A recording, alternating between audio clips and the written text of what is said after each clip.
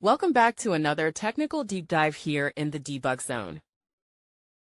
Today, we're tackling a big question and breaking it down with insights from other users. Hopefully, this clears up some misconceptions and helps you get the answer you need.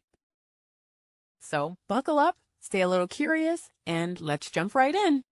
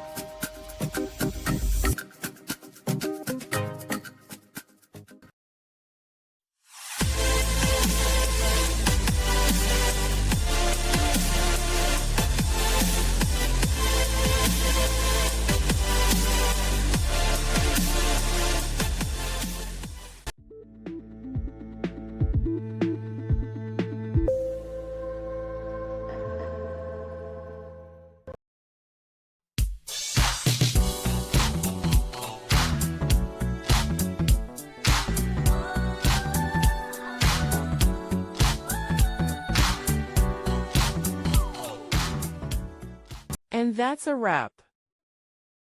I hope you found the answer you were looking for. If you did, take a second to hit that subscribe button. It really helps out. And let me know in the comments which solution worked best for you. See you next time in the Debug Zone.